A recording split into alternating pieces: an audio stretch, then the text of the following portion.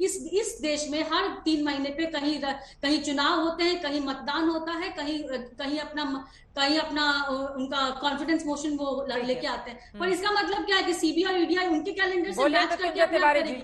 और दूसरी चीज जो आरोपी हैं क्या उनसे परमिशन लेकर ही जाना होगा? चित्रा जी 30 सेकंड आप सबसे लास्ट में मेरे पास आई है, तो थोड़ा दूसरी जो मैं कहना चाहती हूँ ये कि मामला सिर्फ जमीन का नहीं है। हाँ। ये जमीर का भी मामला है चित्रा जी, जहाँ पे योग्य व्यक्तियों को छोड़ के बिना किसी नोटिफिकेशन के, बिना किसी एड के नौकरियां दी गई और अयोग्य व्यक्तियों को दी गई, और इस तरह से दी गई कि उनको पहले उनको टेम्पररी रखा गया, बाद में उनको नियमित किया गया। और यहाँ पे एक चीज बहुत इंपॉर्टेंट है, आपको बता दें कि हृदयनाथ चौधरी जो कि एक खलासी हैं रेलवे कोचिंग कॉम्प्लेक्स में पटना में, उन्होंने 70 लाख की जमीन लालू प्रसाद की 5वीं बेटी हेमा यादव के नाम पे ट्रांसफर की। अब क्या ये सवाल नहीं उठता है कि एक खलासी के पास में 70 लाख की जमीन कैसे आई? जी अब अगर दाल में कुछ काला नजर आ रहा है तो उसको निकालने के लिए तो साफ सफाई जरूरी होगी ना चित्रा जी। हाँ। अब तो चाहे बीजेपी जितना पीटे ढोल, बीजेपी का खुल गया पोल।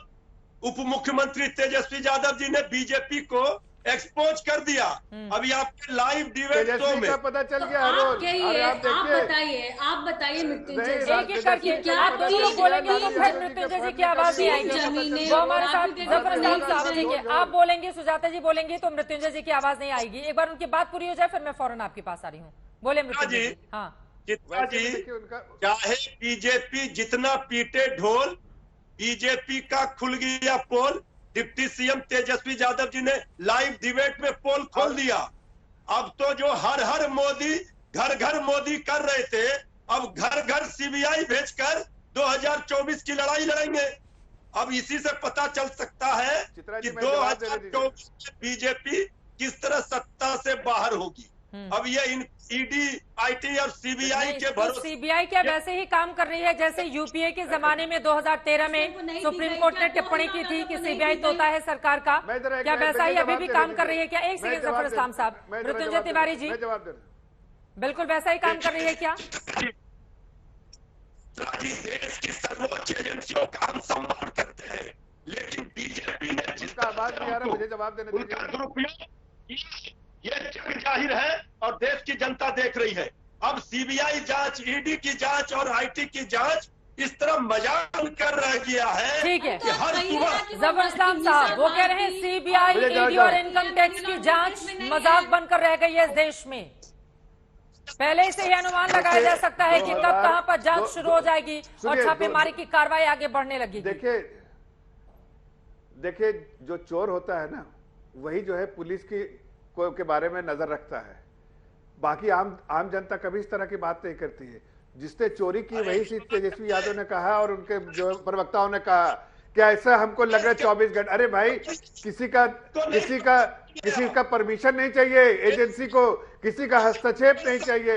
एजेंसी अपना काम करने के लिए वो काम कर रही है और उसको वो घर घर जाएगी। हाँ जाएगी, जहां जहां करप्शन वह जाएगी। इसलिए कि इस देश से करप्शन को मुक्त करना है और इसके लिए तेजस्वी यादव जैसे या लालू यादव जैसे या भ्रष्टम परिवार जैसे है या उनके पूरे कुंबे को अगर कानूनन कार्रवाई के साथ जेल में डालना ही पड़ेगा। इसलिए कि इन लोगों ने जिस तरह से करप्शन किया है, चाहे वो आज उसकी इंफॉर्मेशन मिले, भोला यादव आज जितनी भी जानकारी दी है, इन्वेस्टिगेशन आज होगा। और आपका कहना है कि आज क्यों अगर आप कहते किसी एमएलए के पास घर पे गए तो समझ में आता था, लेकिन ये तो एमएलसी और दो लोग मिले हुए से मैं जल्दी से जवाब ले लेती हूँ। कार्यक्रम के आखिरी दौर में हमें जल्दी से मृत्युंजय तिवारी जी, अब जांच तो होने दीजिए ना, जांच से ही इतनी परेशानी होने लगेगी। अरे जितना जांच करना है जांच कर ले, लेकिन जांच को आंच नहीं। जिस तरह से चित्रा जी आप देख रहे हैं कि सच्चाई सामने आ रही है कि बीजेपी किस तरह से साजिश और षड्यंत्र तेजस्वी यादव जी को बदनाम करने के लिए कर रही है। ये तेजस्वी यादव जी ने बीजेपी का पोल दिया आपके लाइव शो में। अब तो बीजेपी माफी मांगे। सीबीआई के पास उसके पास दस्तावेज है। ठीक है।